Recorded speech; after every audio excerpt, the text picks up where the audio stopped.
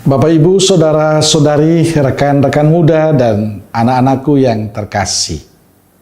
Salam, salam sehat dan sukacita selalu, berkah dalam.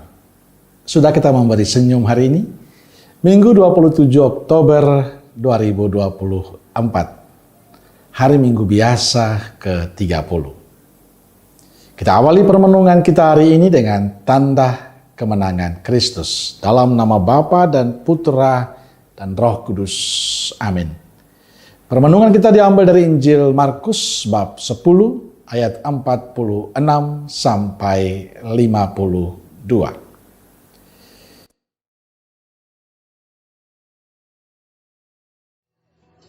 Lalu tibalah Yesus dan murid-muridnya di Yeriko.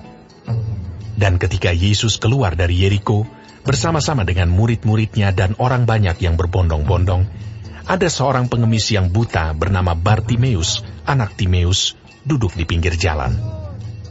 Ketika didengarnya bahwa itu adalah Yesus orang Nazaret, mulailah ia berseru, "Yesus, anak Daud, kasihanilah aku." Banyak orang menegurnya supaya ia diam, namun semakin keras ia berseru, "Anak Daud, kasihanilah aku." Lalu Yesus berhenti dan berkata, "Panggillah dia."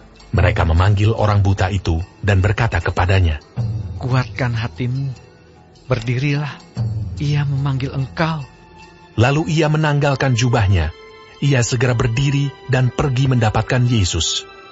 Tanya Yesus kepadanya, "Apa yang kau kehendaki supaya aku perbuat bagimu?" Jawab orang buta itu, "Rabuni, supaya aku dapat melihat." lalu kata Yesus kepadanya, "Pergilah, imanmu telah menyelamatkan engkau." pada saat itu juga, melihatlah ia. Lalu ia mengikuti Yesus dalam perjalanannya. Injil hari ini bercerita tentang Bartimeus. Ia adalah salah seorang pengemis yang biasa berkumpul di pinggir jalan menuju Yeriko untuk memperoleh sedekah. Kehadirannya di sana semata-mata untuk mencoba keberuntungan dari orang-orang yang lewat di situ. Bartimeus yang tidak bisa melihat itu mestinya mendengar bahwa hari itu Yesus akan lewat di situ. Dia sudah mendengar dan tahu banyak tentang Yesus. Karena itu dia mencoba keberuntungan dengan duduk di pinggir jalan menuju ke Yeriko. Dari jauh ia mendengar banyak orang ribut yang hendak melewati tempat itu. Ketika mereka sampai di tempat itu, serta merta Bartimeus berteriak, "Yesus putra Daud, kasihanilah aku." Orang-orang yang mengikuti Yesus merasa terganggu dengan teriakan Bartimeus. Karena itu mereka meminta dia untuk diam. Namun Bartimeus tidak peduli. Ia tetap berseru, "Yesus putra Daud, kasihanilah aku." Kendati Bartimeus tidak tahu, ternyata Yesus berhenti. Yesus menyuruh orang-orang memanggil Bartimeus.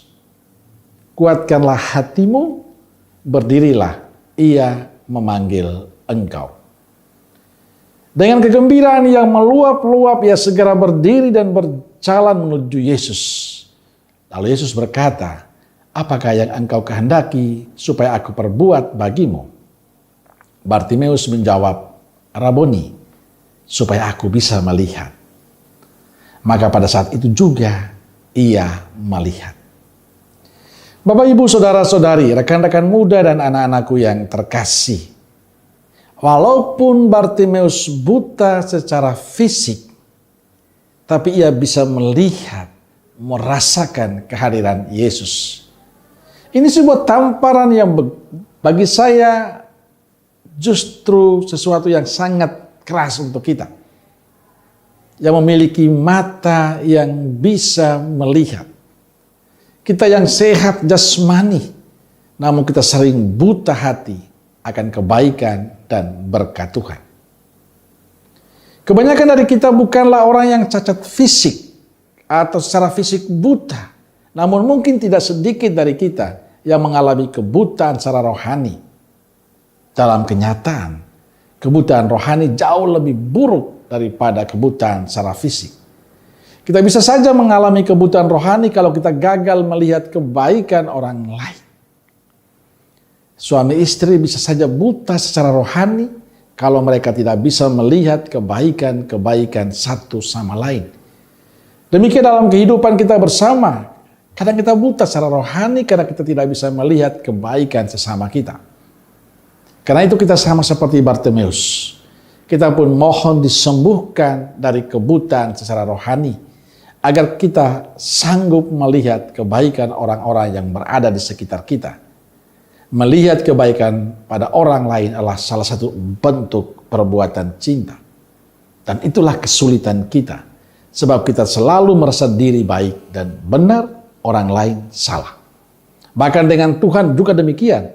Maka kita berdoa seperti Bartimeus. Tuhan, semoga aku bisa melihat. Amin.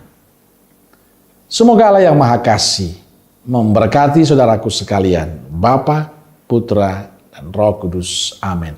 Roh Kudus Nazaret, doakanlah kami. Amin. Berkah dalam.